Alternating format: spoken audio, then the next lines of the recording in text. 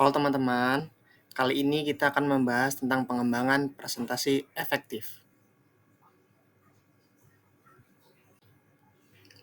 Pengembangan presentasi efektif terbagi dalam 3 tahapan.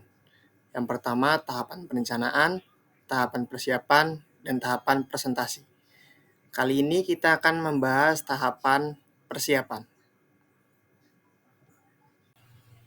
Selanjutnya, materi presentasi kali ini pada tahapan persiapan yang pertama yaitu desain secara umum, desain instruksional, verbal visual design, dan media desain khusus. Selanjutnya yaitu tahap persiapan. Tahap persiapan ini termasuk dalam merancang komponen audio dan visual yang akan digunakan. Dalam kata lain memproduksi materi dan latihan sebagai evaluasi setiap langkah yang akan dilakukan pada presentasi nanti. Pada tahap persiapan ini merupakan tahap merancang atau mendesain, termasuk merancang produksi materi seperti memilih dan mengatur sebuah konten. Desain merupakan pilihan dan pengaturan elemen, verbal maupun visual, dari presentasi yang akan nanti kita tampilkan. Desain pada tahap persiapan. Yang pertama yaitu desain secara umum, desain instruksional, desain verbal visual, dan spesifik media desain. Selanjutnya kita akan membahas desain secara umum. Pada tahap persiapan, desain sebagai daya tarik struktural, artinya di mana membagi informasi menjadi unit-unit kecil sehingga memberikan isyarat sebuah penekanan pada informasi. Selain itu, desain secara umum juga sebagai viewpoint audience atau pembanding. Selain pembanding pribadi, desain juga merupakan sudut pandang audiens, seperti pertimbangan persepsi, keterlibatan audiens, pengalaman dari audiens, serta pertanyaan-pertanyaan yang timbul dari audiens. Setelah kita membahas desain secara umum, kita akan membahas desain instruksional, yaitu desain dipandang sebagai perancangan sistematis dalam sebuah pembelajaran, yang dimana seperti menarik perhatian para audiens. Dalam hal ini bisa berupa variasi ukuran, warna, dan bentuk. Selanjutnya, dalam persamaan persepsi, yaitu persamaan dalam pemahaman yang terorganisir dari informasi yang relevan dan selektif. Selanjutnya, ingatan. Ingatan dalam hal ini yaitu sebuah materi yang akan diingat jika materi tersebut bermakna. Selanjutnya yaitu melalui keterkaitan yang diketahui dari para audiens, maka ingatan tersebut akan lebih diingat. Selanjutnya yaitu pembelajaran yang berkonsep. Pembelajaran berkonsep memberikan gambaran seperti apa materi yang akan disampaikan sebenarnya. Selanjutnya kita akan masuk ke dalam desain verbal dan desain visual. Yang pertama yaitu desain verbal, sebuah naskah atau presentasi lisan sebagai tulisan dalam tata bahasa yang benar sesuai pedoman pembaca. Kata kunci dalam verbal adalah didengarkan bukan sekedar dibaca. Berikut sebagai pedomannya. Yang pertama, gunakan kalimat verbal sebagai gaya percakapan. Yang kedua, gunakan frasa yang simpel dan mudah dipahami. Yang ketiga, hindari dari kata-kata asing. Selanjutnya, desain visual. Kesederhanaan adalah kunci visual. Gunakan elemen yang berkontribusi dalam komunikasi kita. Setiap media yang digunakan memiliki karakteristik sendiri dalam menciptakan sebuah materi. Selanjutnya, dalam desain verbal dan visual terdapat keterbacaan. Keterbacaan merupakan salah satunya yaitu ukuran. Ukuran merupakan skala huruf, biasanya dikatakan dalam poin. Selanjutnya, ada gaya. Gaya merupakan model jenis huruf yang digunakan. Biasanya serif font atau sans serif.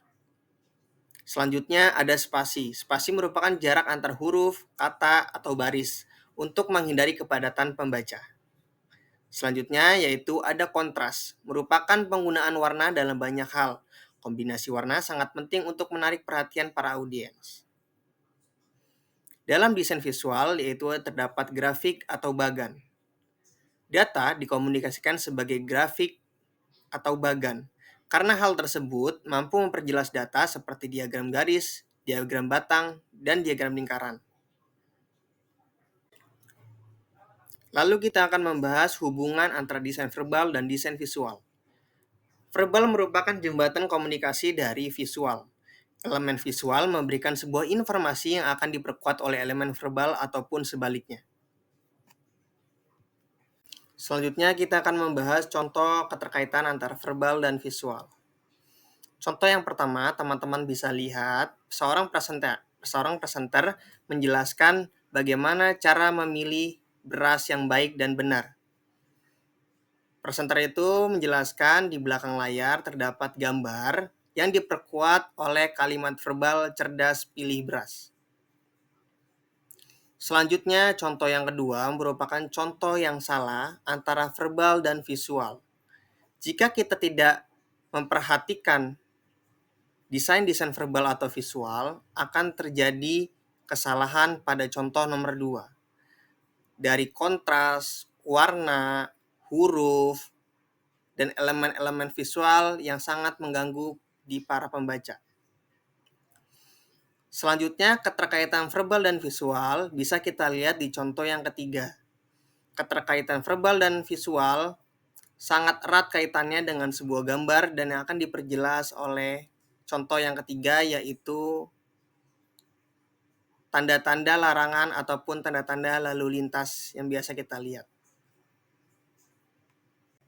Setelah kita membahas materi sebelumnya, kita akan membahas media desain khusus. Yang pertama, papan tulis atau flip chart. Media desain khusus ini merupakan kombinasi dari huruf, angka, dan simbol. Jadi, gunakan sesederhana mungkin, gunakan frasa yang pendek, dan gunakan karakter yang minimum. Selanjutnya, media desain khusus pada slide atau overhead. Menggunakan berbagai elemen. Utamakan elemen yang penting dalam sebuah pesan. Gunakan teknik fotografi, yaitu tata letak.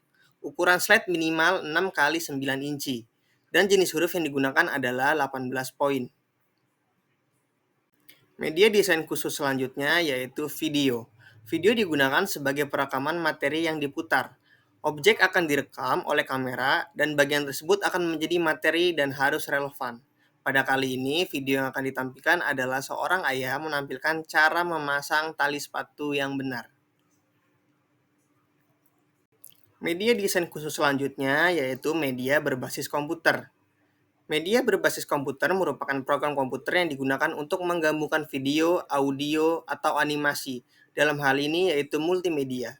Contoh hal tersebut adalah platform belajar, yaitu Ruang Guru, Zenius, dan lain-lain. Kita bisa lihat contohnya di slide selanjutnya. Atom tersusun atas 3 partikel dasar, yaitu proton, neutron, dan elektron. Proton dan neutron terletak di inti atom. Jumlah proton dan neutron menyatakan nomor massa. Jika diketahui nomor massa 40, artinya jumlah proton ditambah neutron sama dengan 40. Karena di soal juga diketahui neutronnya 20, maka proton sama dengan nomor massa dikurang neutron. 40 dikurang 20 sama dengan 20. Sedangkan elektron berada di luar inti.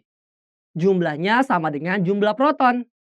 Jika jumlah proton sama dengan 20, maka elektronnya pun berjumlah 20. Namun pada atom yang bermuatan positif, elektron pada kulit luarnya akan dilepaskan. Seperti A2+. Karena bermuatan 2+, maka 2 elektron pada kulit luarnya akan dilepaskan. Sehingga elektron pada A2+ hanya bersisa 18. Jadi, elektron pada A2+ berjumlah 18. Media desain khusus selanjutnya yaitu handout atau selembaran. Merupakan ringkasan yang berisi poin-poin dari materi yang disertakan visual utama. Biasanya digunakan sebagai catatan sebuah materi sebelum materi disampaikan. Selanjutnya yaitu kesimpulan dari presentasi kali ini. Pada tahap persiapan mencakup sebagai pemilihan media atau sebuah produksi dan strategi penyampaian yang sesuai dengan konteks dan kebutuhan para audiens. Dengan persiapan yang matang, presentasi akan lebih terstruktur, komunikatif, dan mampu menyampaikan pesan secara jelas dan meyakinkan.